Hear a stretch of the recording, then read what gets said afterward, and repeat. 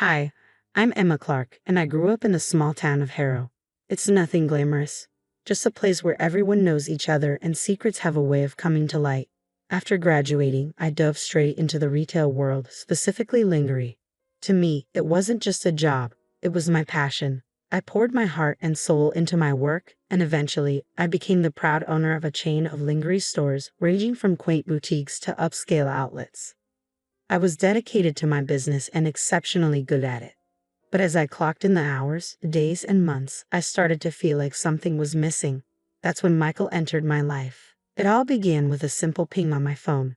A friend request from a sharply dressed guy with piercing eyes.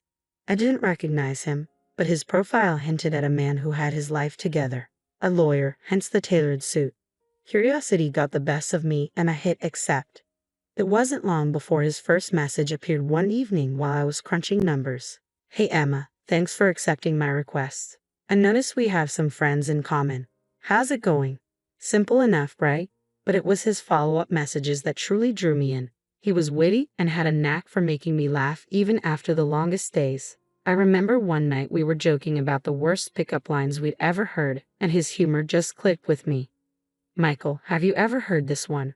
Are you a magician? Because whenever I look at you, everyone else disappears. I bet you've heard that one in your line of work, Emma. Oh, for sure, top of the cringe chart. But here's mine. Are you a photographer? Because I really want to leave this shoot. He tacked out a laugh. At least I hoped it was genuine. After a few weeks of messaging, he suggested meeting for coffee to put a real face to the texts. The first time we met was at this little dive I loved, known for its strong brews. He was already there when I walked in, absorbed in a newspaper. When he looked up, the polished image from his profile didn't do him justice. He was even better in person. Emma, wow, you actually look like your pictures. That's a rarity in this city, he said, and I couldn't help but smile. Thanks. I think you look pretty great yourself. Despite his lawyer vibe, he laughed, and the ice melted away instantly. We talked for hours. There was substance to our conversation. Michael asked about my business and my dreams, genuinely listening to my every word. When we had been seeing each other for a year, he decided it was time to take our relationship to the next level. I was closing up shop one chilly evening when he arrived unexpectedly, his breath visible in the cold air as he presented me with a small velvet box. Emma, I've been thinking, he started, looking uncharacteristically nervous. We've been doing so well, you and I think it's time we considered making this permanent. I froze, the keys to my store still in my hand. Michael, are you saying what I think you're saying? His charming, lopsided grin appeared. Yes, I am. Marry me, Emma. Let's not play games anymore. I want you as my partner for life. My heart raced, and a whirlwind of thoughts flooded my mind. Was I ready for marriage? But looking into his eyes and seeing the sincerity there made me feel like it was right. Yes, I breathed. I'll marry you. Then, his expression shifted to something more serious. But there's something else we need to discuss. Some legal matters. The word legal hit me like a splash of ice water. Legal? Really, Michael? Is that necessary? He rushed to explain, taking my trembling hands in his. It's not that I don't trust you, Emma. It's just practical. As a lawyer, I've seen too many messy splits not to be cautious. Plus, it'll protect us both. What kind of protection are we talking about? I asked, a mix of curiosity and concern coloring my voice. He pulled out some documents from his briefcase. It's straightforward. If either of us cheats, the cheater loses their assets to the other. It's simple and fair. You know I would never cheat on you, Emma. This is just a safety net. I took a deep breath, trying to wrap my head around it all. The romantic proposal suddenly tangled with talk of cheating and assets wasn't what I had envisioned for my engagement. But maybe life with Michael wouldn't be ordinary, and perhaps this was just part of that. I glanced at the papers and then back at him, sensing his earnestness. All right, I'll think about it, but let me be clear, Michael. I have no intention of giving you a reason to use this against me. His relief was palpable. We celebrated that night, and despite the strange mix of emotions, the evening was perfect. The restaurant was cozy, the food delicious, and Michael was attentive, making me laugh and helping me forget about the legalities for a few hours. As we strolled back to the car beneath the stars, he stopped and pulled me close. You know I love you, right? No piece of paper is going to change that. I nodded, resting my head against his chest. I know, Michael. I love you too, I replied softly, but let's make sure this prenuptial agreement doesn't come between us, okay? He pressed a gentle kiss to the top of my head. It won't, I promise. A few days later, I signed the prenuptial agreement after reviewing it with my own lawyer, just to be sure. It felt strange to sign a document discussing the potential end of a marriage when ours hadn't even begun, but life is a gamble, and I was all in. I just hoped my bet on Michael would pay off. We were the couple everyone envied, always laughing and whispering to each other at parties. But after a few months, I sensed something shifting. At first, it was subtle, just a chill that settled over us, but soon enough, real trouble emerged. One afternoon, while shopping for new scents at a perfume store, I struck up a casual conversation with a sales associate about fragrances. When we left the store, Michael was fuming. "Who was that?" he barked as soon as we were clear of the crowded mall. I was taken aback. "The sales guy. I was just asking about the perfumes." "Why did it seem like you were really into him?" Michael shot back, his eyes narrowing. I stared at him in disbelief. "Michael, I was talking about perfumes. What's gotten into you?" He scoffed, shaking his head and turning to walk away. "Nothing. Forget it. Let's just go home." But it didn't end there. It only escalated. From that moment on, whenever I spoke to another man, Michael would sulk or make snide remarks. He became distant, retreating behind his laptop or phone and leaving me to eat dinner alone most nights. One evening, I couldn't take it anymore. I found him in his study, staring blankly at a spreadsheet. "Michael, we need to talk," I said, standing in the doorway. He didn't look up. "It's about us, about how you've been acting lately." I walked over to shut his laptop. "You've been distant, and every time I interact with another guy, you act like I've committed some crime." He rubbed his temples and sighed heavily. "Emma, you don't understand the pressure I'm under at work. When I see you laughing and chatting with other men, it just gets to me. Sometimes it feels like you don't respect our relationship enough to keep your distance." We stared at each other, the air thick with unspoken words and the remnants of our raised voices. Then the rumors started creeping in. Friends began whispering that Michael had been telling people I was a flirt, chatting up other men whenever he turned his back. I couldn't believe it. "You've been talking about me behind my back?" I demanded, "telling people I flirt with other guys?" "Look, Emma, it's not like that. I might have said a few things, but it's only because I see how they look at you," he replied, defensive. I cut him off, my anger boiling over. "I don't believe this. You have no right to spread lies about me. You're supposed to be my partner, not my biggest critic." After that blow-up, things between us cooled down. One morning, I found a note from Michael on the kitchen counter. His handwriting, usually neat and precise, looked rushed this time. I picked up the note, my heart racing a bit faster than usual. "Emma, let's try to start over. Meet me at the Grand View Hotel, room 204, at 8 p.m. tonight. Let's put the past behind us and move forward." I stared at the note for a full minute, taken aback. This was unexpected. Maybe it was his way of reaching out, trying to mend what had been broken. Hope fluttered in my chest like a fragile bird, and I decided to go. The day dragged on, and work felt like a blur. I couldn't focus on customer orders or inventory. My mind kept drifting back to the note and what the evening might hold. Could we really start fresh? By the time I closed up the shop and headed to the hotel, I was a bundle of nerves. Arriving at the Grand View, my palms were sweaty. I checked my reflection in the car mirror, fixing my hair and dabbing on a bit of lipstick. Not too much. I didn't want to seem like I was trying too hard. Room 204 was on the second floor. The hallway was quiet, just the soft hum of the air conditioning. I knocked on the door. No answer. I knocked again, then hesitantly turned the doorknob. It was unlocked. The room was dimly lit by a bedside lamp, casting long shadows across the bed. An open bottle of wine sat on the table, 2 glasses beside it, and a small plate of sliced fruit. But there was no sign of Michael. "Michael," I called out as I stepped inside, letting the door click shut behind me. Silence enveloped me, broken only by the soft whir of the air conditioner. I considered leaving, but something made me stay. I poured myself a glass of wine, the deep red liquid swirling in the glass. "Just one glass," I muttered to myself, hoping to calm my nerves.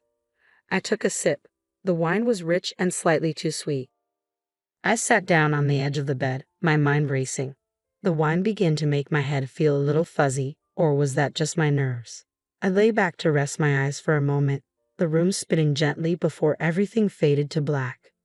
When I finally woke up, it was dark outside. I tried to sit up, but a pounding headache made it difficult, and my thoughts were foggy. My phone lay on the nightstand, and I grabbed it. The light from the screen was blinding in the dim room. I checked the time. It was past midnight. Panic clawed at my chest as I struggled to remember what had happened and how I ended up lying there. But it felt like grasping at smoke. I jolted awake, suddenly aware that I was lying there without any clothes. Panic surged through me as I fumbled to dial Michael's number, my fingers trembling. When he picked up, his voice was cold and distant. "Emma, what's up?" "Michael, where are you? Why didn't you come to the hotel?" My voice shook with a mix of anxiety and frustration. "Hotel? What are you talking about? Emma, are you drunk? Have you lost your mind? I'm at the Grand View, like you told me. Why did you ask me to come here if you weren't going to show up?" My anger flared, drowning out my confusion. "Emma, I don't know what sick game you're playing, but I didn't write any note. I've been home all night. You're out of control, running around with your lovers." As I drove home from that disastrous night, Michael's cold, dismissive voice replayed in my head, leaving me in a state of turmoil. It felt like I was trapped in a nightmare from which I couldn't wake. Pulling into the driveway, the familiar sights of our home offered no comfort. Instead, they twisted into a knot of dread in my stomach. I stepped inside, and the tension hit me like a wave. Michael was pacing the living room, his face twisted in anger. As soon as he saw me, he exploded. "There you are, the wandering wife returns," he yelled, his voice dripping with scorn. "Michael, please, we need to talk. Something very wrong happened tonight," I pleaded, my voice shaky yet desperate to make him understand. But he wouldn't listen. Instead, he slammed a stack of photos on the table. "Explain these," he shouted. I picked up the photos, my hands trembling. They showed me in a hotel room, in bed with a man I'd never seen before. My heart sank. "Michael, I don't know who this is. I swear I've never seen him before. Something happened to me tonight, something I can't explain." He laughed, a harsh, mocking sound that sent shivers down my spine. "A monstrous mistake, or just your monstrous behavior. Marrying you was the real mistake." Tears stung my eyes, but I fought them back, desperate to stay strong and clear-headed. "I didn't do this, Michael. You have to believe me." "Believe you? Why should I? You're a liar and a cheat, and I'll make sure you don't get a cent from me. I'm going to court, and I will take everything from you, just like we agreed." He spat out the words before grabbing his suitcase, already packed, and heading for the door. With a final glare, he slammed the door behind him, leaving me alone in the echoing silence of the house. I collapsed onto the couch, my body shaking. The pain in my head throbbed relentlessly, an intensity that made it hard to think. But it was more than just a headache. It felt as if my brain were shrouded in fog, my memories of the night blurred and inconsistent. That's when it hit me, the wine.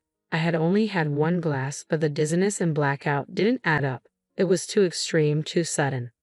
I grabbed my phone and dialed my friend Lisa, a nurse, hoping she could help explain my symptoms. "Lisa, something's not right. I had a glass of wine, and then everything went black. I woke up hours later, and now Michael has these photos. It doesn't add up." My words tumbled out in a rush. There was a pause on the other end as Lisa processed what I said. "Emma, it sounds like you might have been drugged. You need to get to a hospital or a lab and get tested right now. Tell them what happened, especially about the wine and your symptoms." The drive to the lab felt like a blur as my thoughts raced, desperately trying to piece everything together. Once there, I explained the situation to the technician, who nodded solemnly and took several vials of blood. A couple of days later, I heard a heavy thud at my doorstep. It was a letter from Michael. My hands shook as I tore it open, confirming my worst fears in the cold, formal language of a legal notice. Michael was suing me for infidelity, aiming to strip me of everything I owned based on our prenuptial agreement. The trial was set for a month from now. I called my lawyer, Paul, immediately. His voice offered a small comfort amid the chaos. "Emma, come to my office. We need to strategize." As I drove to his office, my mind raced through every possible scenario, except the one where I emerged unscathed. Upon arriving, I noticed a familiar figure, Michael, walking alongside a young man, the same one from the photos. Without thinking, I grabbed my phone and started recording. I caught them exchanging an envelope, which the young man quickly tucked into his jacket. My heart raced as I realized the significance of what I might have just captured. At Paul's office, I showed him the video. His eyebrows shot up as he watched the exchange. "This is good, Emma. It looks very suspicious. I think it's time we brought in a private investigator." Paul's friend, Jack, a seasoned private investigator, took the case. He moved quickly, tailing the young actor and digging into his background. A few days later, Jack called us into his office with news. "I spoke to the kid," he began, his expression serious. "He's a bit of an actor, down on his luck. Your husband hired him to play a part, the part of your lover. He also confessed that your husband planned everything, even the drugged wine." As we were talking, my phone pinged with an email. My blood test results had arrived. I opened the attachment, my breath catching as I read the findings. Positive for a potent sedative. Just as Jack had said. I passed my phone to Paul, who read the results and looked up, his eyes hardening with resolve. "This is it, Emma. This is what we need. With this evidence, we can not only defend you, but also turn the tables on Michael." Paul advised me to keep everything under wraps until the court date. "Let's not tip him off. We'll hit him with this in court and give him the surprise of his life." A week had passed since the hotel debacle, and I was back in the familiar confines of my lingerie store, trying to distract myself from the looming court date. It was an ordinary afternoon until Michael walked in, a woman on his arm. "Emma, meet Leela, my bride-to-be," he announced, pride in his voice that didn't quite reach his eyes. Leela looked young, too young, perhaps, to grasp the type of man she was dealing with. She glanced at me with a mix of curiosity and judgment. Michael wasted no time stirring up trouble. "Take a good look around, Emma. Soon enough, all this will be mine." His arm swept dramatically across the expanse of my store, a smirk playing on his lips. Leela's eyes followed his gesture, her expression hardening with newfound conviction. I wanted to reach out and warn her, but I recalled Paul's strict instructions to remain silent until the hearing. All I could manage was a thin smile, responding with as much dignity as I could muster. "We'll see what the judge has to say about that, Michael." The day of the court session arrived all too quickly. The courtroom felt austere, the air thick with tension. Michael, ever the lawyer, had chosen to represent himself. He stood before us, adjusting his tie, a clear display of self-assurance, as he prepared to deliver his opening statement. "Ladies and gentlemen," he began, his voice steady and clear, "today you will see the true colors of a woman who not only broke the vows of marriage but sought to destroy the sanctity of our home with her deceit." He gestured dramatically to the evidence displayed on the screen behind him. My wife, Emma, was not the faithful partner she promised to be. Photos from the hotel room flashed on the screen, eliciting murmurs from the courtroom. For months, I lived in torment, suspecting her infidelities, and finally, as these pictures show, my worst fears were confirmed. He paused, allowing the weight of his words to settle as he walked closer to where I sat, his eyes locking onto mine. "Emma here would have you believe she's a victim, innocent and caught in circumstances beyond her control." His tone was scathing, his words rehearsed yet effective. "But I tell you, she is not a victim. She is a perpetrator, a destroyer of our union." As he spoke, I noted the calculated pauses and measured glances at the judge, the way he constructed each sentence with the precision of a seasoned attorney. "The evidence is clear, undeniable. Emma's actions have caused irreparable damage, not just to her marriage but to the very fabric of trust that binds any relationship." His speech crescendoed in a dramatic plea for justice. Paul, my lawyer, rose to address the court with calm authority, his briefcase filled with the evidence that would clear my name. "Your Honor," he began, his voice steady and commanding, "today we not only defend Emma Clark's honor but also reveal a pattern of deceit orchestrated by her husband, Michael Clark." He gestured to the back of the courtroom, and the actor Michael had hired entered, causing a stir among the spectators. Paul asked him to share his involvement, and the young man looked nervously around before speaking. "I was hired to act a part. I thought it was just a prank," he admitted, his voice shaky.